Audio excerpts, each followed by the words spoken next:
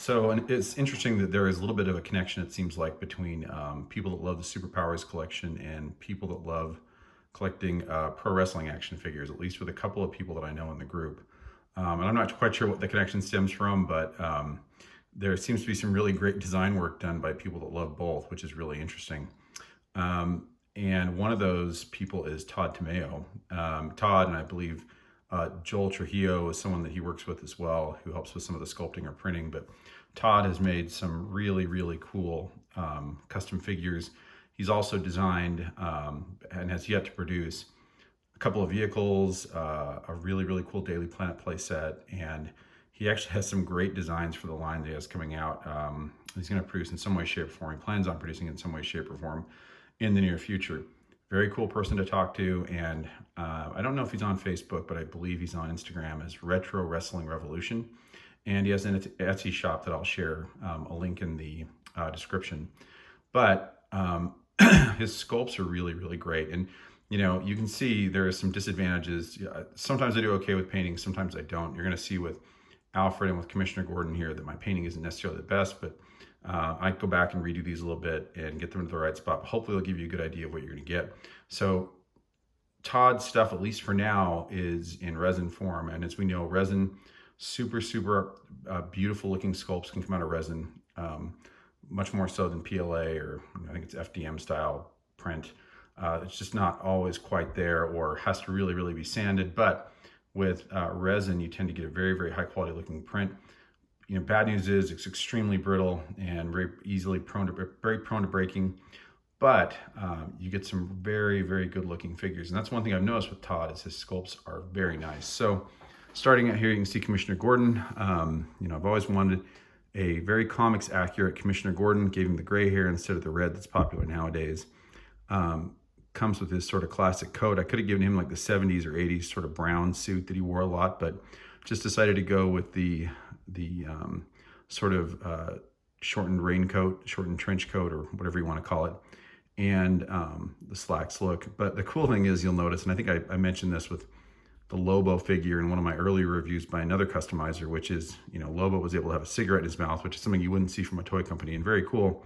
Cool thing about this, you see Commissioner Gordon has his classic pipe, and just looks very, very cool. He's kind of got that, you know, I wear my sunglasses at night look with the glasses. I could have made that a slightly different paint job. May go back and do that in the future with sort of a blue and sort of whitish reflective on the glasses. But in the meantime, he fits in very nicely. And, you know, you have to be a little bit careful. I did crack one of the arms when I dropped it, and that's totally on me. So it fits in nicely, and I could glue it in just to make it sit in the same spot, but haven't done that yet.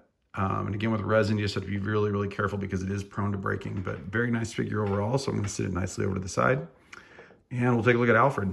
And again, you're going to see some of the weaknesses in my painting. I could go back and do a little bit more in-depth work here with Alfred, but really, really nice sculpt overall. Love it. And again, you'll see I did a little bit of damage to Alfred's arm here too. These aren't necessarily QC issues on Todd's part. They're really more on my part because I just have big fumbly fingers and can drop things occasionally.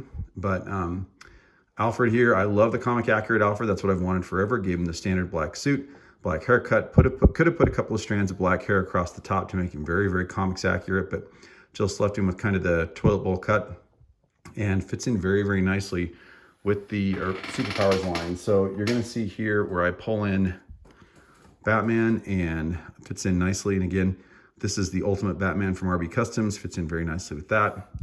And just to kind of give you an example, so you can kind of see Batman here with the other figures, I'll pull in Commissioner Gordon as well, fits in very nicely for that collaboration. So last two that we'll look at are Man Bat and Killer Croc. So, oops, again, gotta be careful. So Man Bat, you know, love this design, love the look overall. Not sort of that perfect replication of the SHOPRWR's design that was sort of unearthed with, I can't remember if it was in the Tomart guide and also in, you know, the Toy Auto research years ago, but a really, really good sculpt overall. Gives you that classic Kirk Langstrom look, and I loved painting this. It was a ton of fun, and was able to just kind of get in, knock out the details. Yep, a little bit of imperfection there that I could have gotten a little bit better on, but overall, really, really fun to paint, and figure I've wanted to add to my collection for a long time. Big sculpt as well, so you can see again, Lines up nicely to Batman, but you get that massive sort of sculpt of Man-Bat to go with it. And then you see Killer Croc, figure I've always liked back into the 80s when he was introduced, 1983, I believe, or 82.